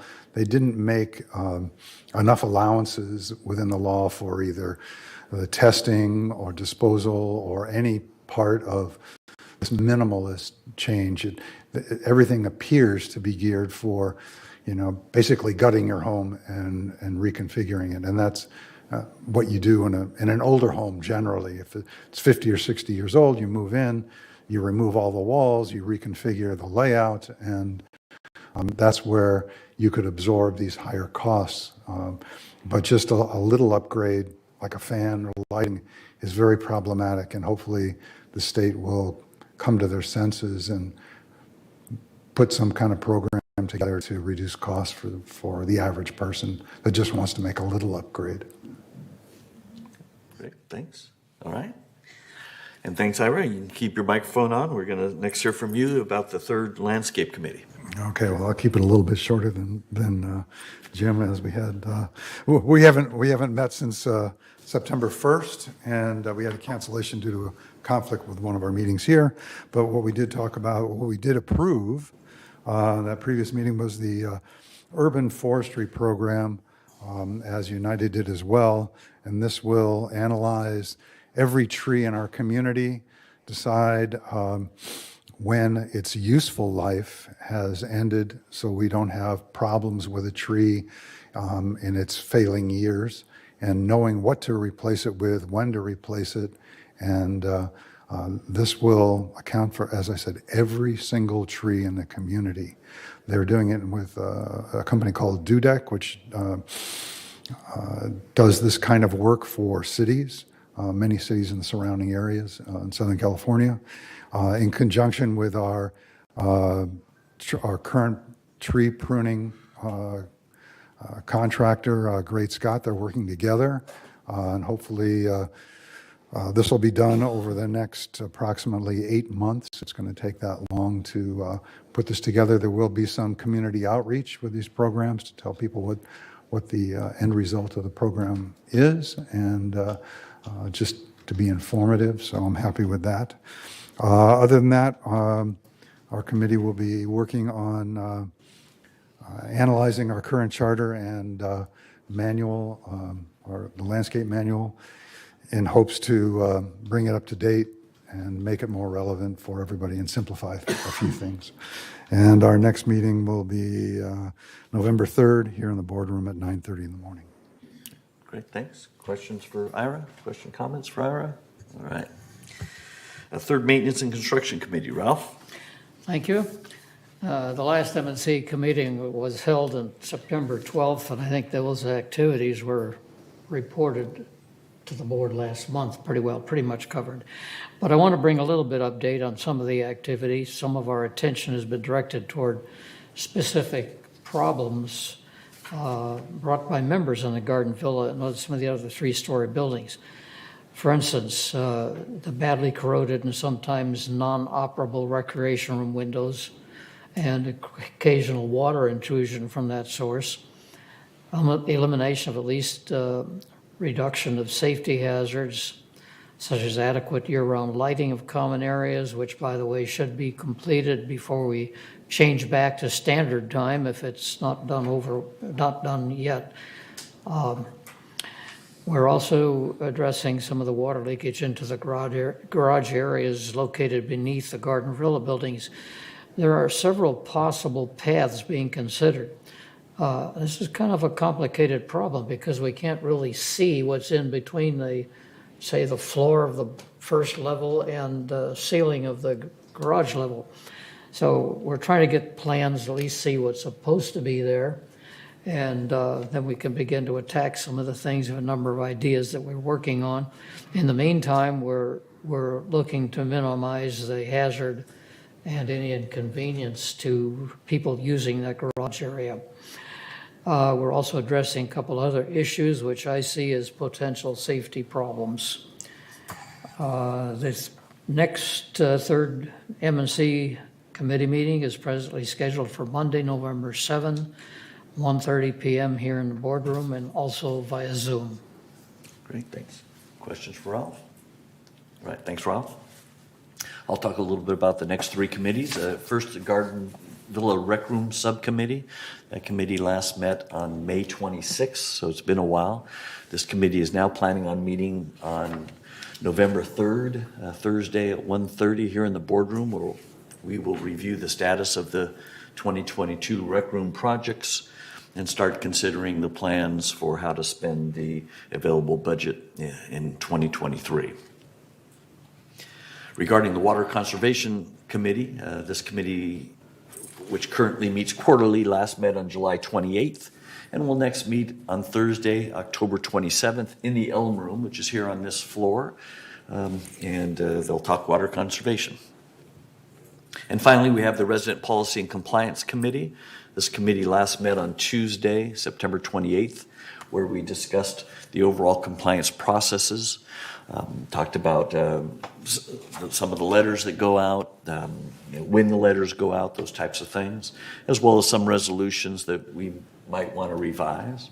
And this committee will next meet 1 week from today, Tuesday, October 25th, here in the boardroom at 9:30 a.m. We plan to discuss and hopefully finalize some changes to the rules for board meetings. That's an existing policy that we felt needed a bit of revision, and we will start requesting changes on some of the compliance processes to help make them more clear and kinder for our members. Any questions of me on any of those committees? All right, that's it for agenda item 14. We'll now move on to agenda item 15, which is our monthly GRF committee report updates. And we'll start with a report of the Community Activities Committee. That's you, Kush. Thank you, President Claus. Recreation is the heartbeat of our community, and if one likes to have fun, this is the committee to be part of and to enjoy and participate. The last meeting was on October 13th, 2022 at 1:30 p.m. At this time, I am going to talk about the dashboard, and Siobhan, you did cover many of these items, but I just like to highlight a couple of them. The Village Bazaar will be held on Saturday, October 22nd at the Clubhouse 5, beginning at 10 a.m. The Halloween hoedown was also spoken of. It is at the Equestrian Center at 4 p.m. And the Thanksgiving buffet is at Clubhouse 5. And there's a Monday movie, Spencer, at the Performing Arts Center at 2 p.m. The more important thing that I wanted to cover today was the Laguna Woods Village artists will be showcasing at the Clubhouse 4. There's lots of, this is the Arts and Crafts Bonanza. And if you have never had a chance to go to visit that, I strongly recommend. There's so much talent in the village, it's amazing. And the last thing that I want to talk about, which we already did talk about, that's the hoedown at the Equestrian Center on Saturday, October 22nd.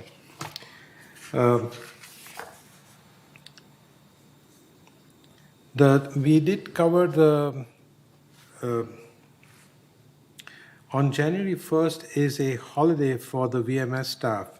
However, an exception was granted to the Saddleback and other churches, village churches, to hold the Sunday service for a fee.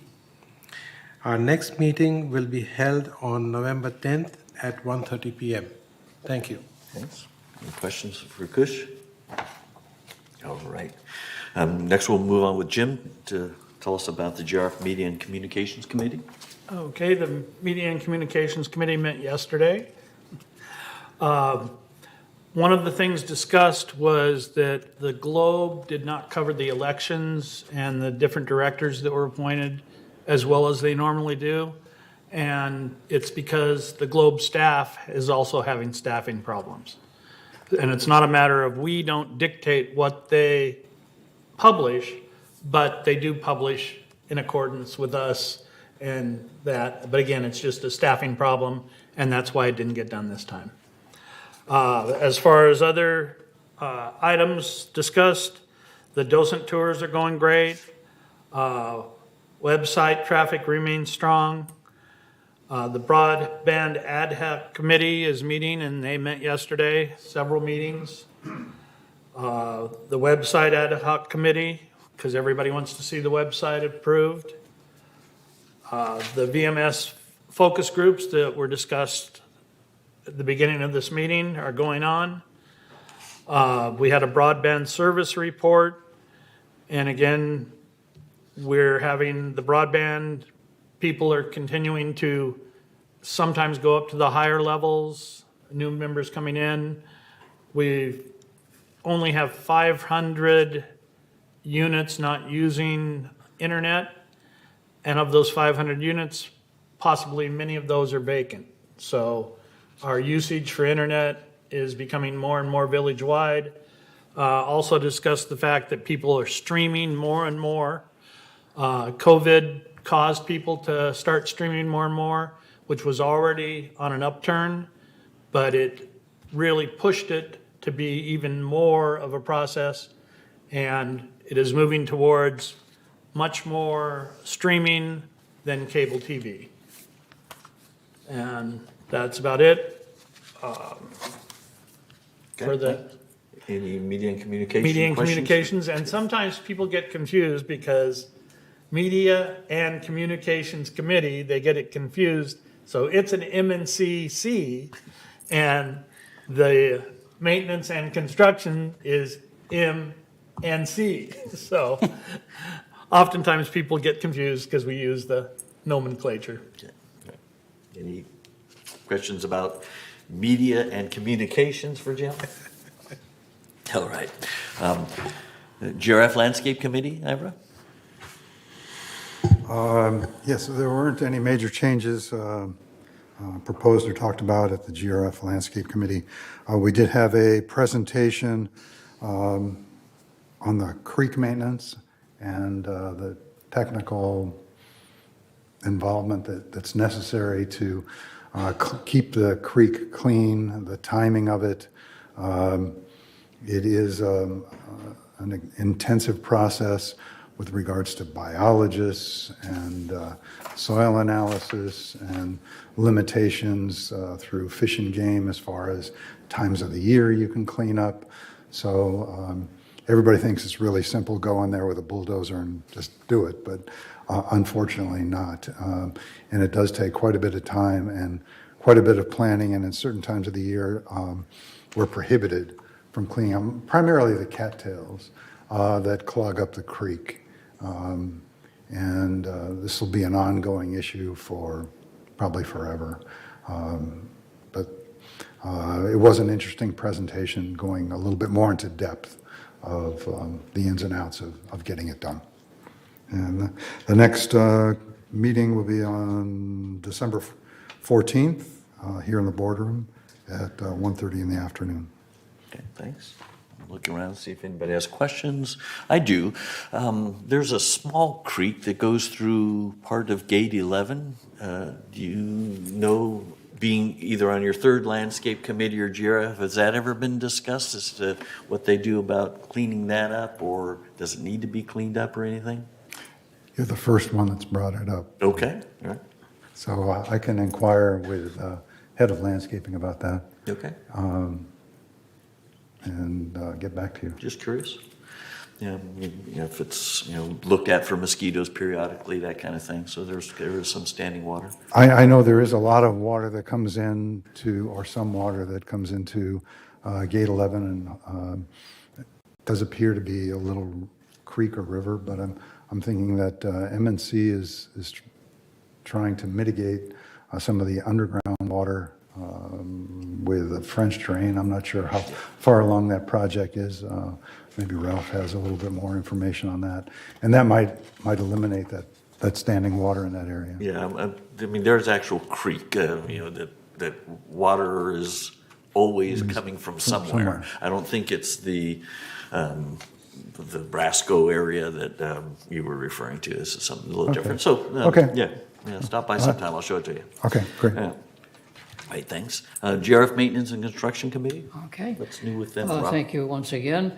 The GRF M&C Committee met last Wednesday, October 12th.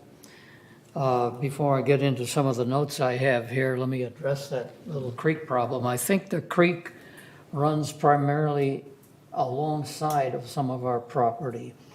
And there is a little tiny lake in there, Barbara's Lake, I think it's called. And we just found out recently we do have property that is lakefront property. City just told us that.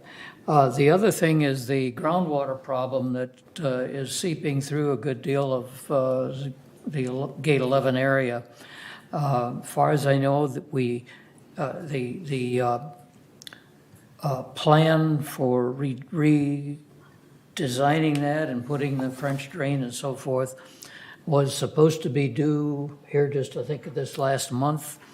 I'm not sure how that is coming along at the moment. I haven't touched on it, but the design is coming. The next phase would be going out and getting bids for the contract work.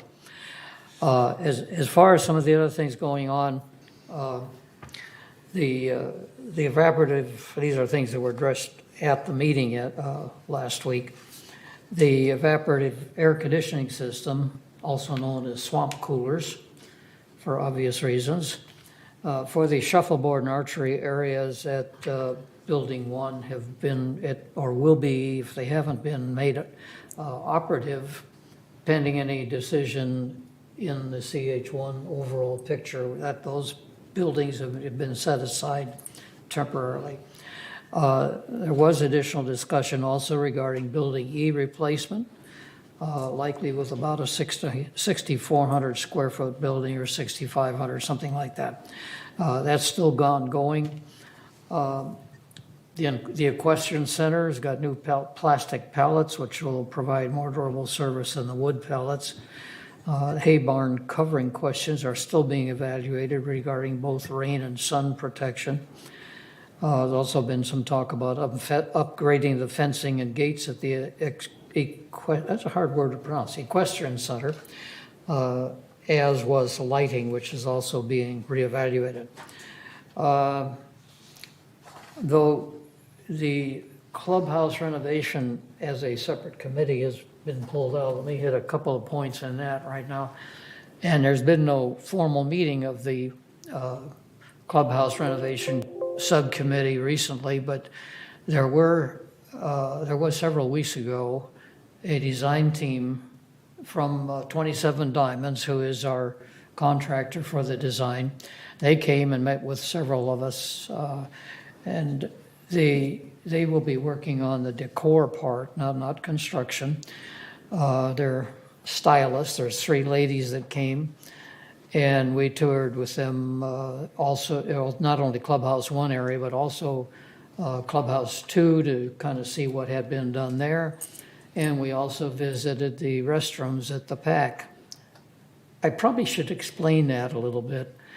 We've expanded our contract with 27 Diamonds to include those restrooms. It wasn't that any of the others were out of working or anything, but anyway, let me go on. Recently, 27 Diamonds has requested we reduce our number of contacts from the village to facilitate coordination. Consequently, 1 representative each from GRF United and Third, and probably the towers as well, and also 1 or 2 VMF staff reps were appointed to a special reduced team. Director Kush Bada, who's got nothing else to do, agreed to be our representative on that. And there is a meeting tomorrow at their design center, and they want to show us some of the design ideas they got going and kind of an initial see of their facility as well. The next formal GRF M&C committee meeting is scheduled for Wednesday, December 14th, 9:30 a.m. in the boardroom and on Zoom. Thank you. Okay, thanks for that update. Looking around for questions, seeing none. What's new with the GRF Strategic Planning Committee, Ira? The results of the internal committee survey were shown to everyone at the last meeting, and discussion ensued with regards to the answers, which were quite varied. And hopefully this will all be taken into account and distilled down to a general formation of a plan of action presented to the committee next time, is basically what's going on. Yeah. All right. Thanks. Mobility and Vehicles Committee, Kush? Sure. Thank you. The last meeting was held on October 5th at 1:30 p.m. Ridership is higher than previous months. The department presented a fleet right sizing assessment. What that means is that the number of vehicles is appropriate for the number of employees working in the work center. Identify opportunity to educate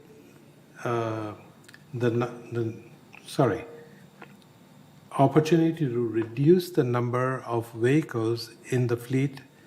Identify the opportunity to change vehicles class where it makes sense. So what it means is instead of using a F450, you use an F250 or a Ranger, depending upon the needs. Identify opportunity to repurpose vehicles, pool vehicles, and share vehicles across the work center. So that's a great feature that the department is doing, and with that we may save, as they mentioned, close to $500,000, which would be very important for us. At this time, I want to talk about the SCAG, the presentation that we had also. This is a Laguna Woods mobility technology plan, and I'm going to read this small thing to you. Under the project leadership of the Southern California Association of Governance, which is SCAG, as part of the Sustainable Communities Program, the City of Laguna Woods is working to create a mobility technology plan The mobility technology plan will define strategies with actionable steps to potentially establish new mobility service capabilities for individuals, businesses, and visitors through technology implementation, such as connected and automated vehicles. The overall goal of the mobility technology plan is to harness innovative technology to support lifelong mobility for seniors and persons with disabilities, including removing barriers to access and maintaining the dignity and independence. You can hang on to that slide for a moment. Independence of all persons. The final deliverables will apply directly to Laguna Woods, but also provide valuable information for other jurisdictions seeking to specifically consider the needs of seniors and persons with disabilities in the next-gen transportation planning. The consulting firm is IBI Group, has been selected through a competitive process to support the development of the mobility technology plan. So with that, since we have moved a little bit, as you see, study was needed, project work plan, evolving mobility landscape, and the discussion that came through, it shows that since we are a senior community with people who need help with mobility and people with disability, this will be a great boon to support our transportation system and service that we provide. Next slide.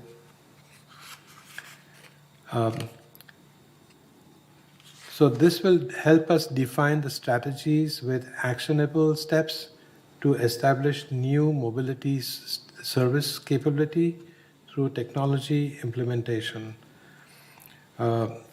This way, next slide please.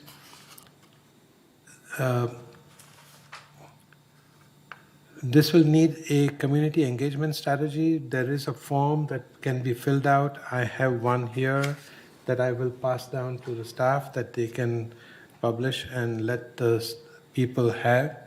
Lot of different people, there are a lot of different agencies also involved in this. As you see, AgeWell, Braille Institute, OCTA, and the Alzheimer's of Orange County.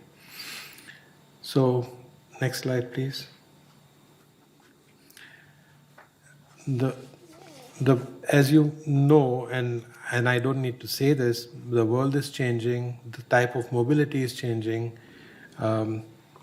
It's going to be possible for people to move from one place to another just by making an instant call and through your phone apps, and so which is a great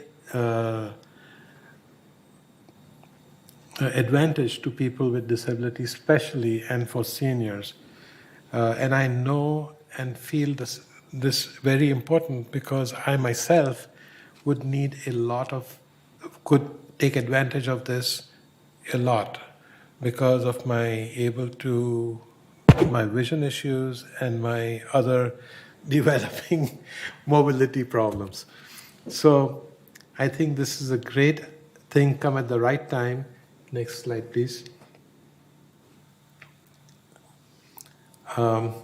So imagine the possibilities as it says, consideration of range of delivery scheme and technology platform for Laguna Woods. It's an on-demand micro-transit. As you notice this little image over here, it shows smaller buses, autonomous shuttles, connected vehicles. So autonomous means you see the center picture in the second line, you can just get into it. It self-drives itself from one place to another. So this is awesome. And the personal mobility on demand, which would be like a taxi or Uber or something that can be or the lift service that we have. Next slide, please. So we need your input, as it says. The unmet mobility demands can be achieved through focus groups. There's a form that can be filled out, and you can be part of this project. So thank you, and with that, I will answer any questions if you have. Go ahead, Ira. On the self-driving vehicles, would they be called to a bus stop or your home through an app on your phone? How close are we to doing something like that? There is no real action just now on it, meaning it's still in the planning stage. It's still in this category of going to happen. So, but these are the thoughts that people have, that it will come to your house. If somebody is blind, they can't be walking to a bus stop. So if you set it up, give your exact coordinates or whatever it would be, it will come to where you are. Okay. That's good. Yeah, it sounds really exciting. Yeah, sounds quite interesting. Yeah. Any other questions? Jules, you have a question? No, it wasn't a question, it was a comment. There are several cities right now which are experimenting, and they have these services actually working. So, it's way off the drafting board and onto the street. I think it's great. I think so too, yeah. Thanks. All right. Okay. And Jim, tell us about the Disaster Preparedness Task Force, if you would. Okay, we met on. After we're talking about autonomous vehicles. Wait, last met on September 27th. Items of discussion were the check of the radio communications. Want to announce to people that there are emergency supplies for sale downstairs in the Disaster Preparedness Office. And correct me if I'm wrong, Siobhan, we are having the Great Shakeout Plan Thursday, October 20th? That's correct. And just wanted to make sure that was correct information. Rick Copes was introduced as the emergency coordinator for the towers. Ed Green was introduced as our emergency service coordinator. And we are looking at the Community Emergency Response Team CERT because we want to develop a common terminology with the other agencies that are around here in case of a disaster. The way you can go find out more information about that is go to community.fema.gov or go to fema.gov, and you can learn about the emergency response. That's about it. Our next meeting will be on November 29th at 9:30 a.m. in the boardroom. Okay, thanks. Anybody have any disaster preparedness questions for Jim? Seeing none, I'll move on to a couple things. Regarding the Laguna Woods Village traffic hearings, this committee is made up of representatives of United, GRF, Third, and Mutual 50, otherwise known as the Towers. And they meet monthly to hear any traffic-related cases that violators wish to contest. In September, this hearing board met to hear 10 cases, and they did that successfully. And this hearing body will next meet tomorrow to review any new cases that violators wish to contest. So that's just a little something. Next, I'll talk about the Information Technology Advisory Committee. This committee, also known as ITAC, currently meets monthly and is last met on Friday, September 30th. This committee is currently providing executive oversight to the ERP project. ERP stands for Enterprise Resource Planning. So the name doesn't really mean what it is. It's effectively, once fully implemented, going to be the automated tool used by staff, boards, members, residents to manage most of the day-to-day activities needed to run and operate the village. The delivery team, we have a consultant delivery team. They're a little bit behind where they were planning to be at this time, but we all, as an oversight committee, realize that the more time we spent up front to really understand the needs and better plan for the remaining phases, the more quickly and smoothly the later phases will proceed. So the team is currently getting ready to start delivering some prototypes, which are functionality that the finance team, which is the initial phase of this project, finance team will be able to actually look at, see, touch, feel, and get a feel for how this is going to work, make sure their requirements are fully understood and met. And the ITAC team will next meet on Friday, October 28th, to review the project status and confirm that everything continues to proceed appropriately. And finally, the following GRF committees have not met since the last third board meeting on September 20th. The GRF Finance Committee last met on August 17th, and their next meeting is tomorrow, October 19th at 1:30 here in the boardroom. The Security and Community Access Committee last met on August 22nd, and their next meeting is planned for October 31st at 1:30 here in the boardroom. The Purchasing Ad Hoc Committee last met on April 7th, and the next meeting has not yet been scheduled. So I'll be checking with GRF to see if that's a committee we want to keep in place or not, since they haven't met for a while. The Clubhouse Renovation Ad Hoc Committee last met on June 24th, and their next meeting also has not been scheduled. The Insurance Ad Hoc Committee last met on July 25th, and the next meeting has not yet been scheduled, but I'm hoping that one is scheduled soon, now that United has re-upped their yearly property insurance. The intent is to get United and Third together to start having some joint discussions about how they can collectively reduce their property insurance costs. And the Website Ad Hoc Committee last met on September 7th, and the next meeting has not yet been scheduled. But they're kind of waiting. They've sent out a request for proposal to several vendors to help rewrite our website, and we're waiting for those to be received before the next meeting happens there. So that's it for GRF committees. Any final questions on them from any of the board members? Okay, seeing none, we'll move to agenda item 16, which is future agenda items. We currently have nothing on the list to discuss at a future board meeting. Are there any items anybody would like to bring up to add at this time to future agenda items? Okay, seeing none, we'll move on. We're now at agenda item 17, director's comments.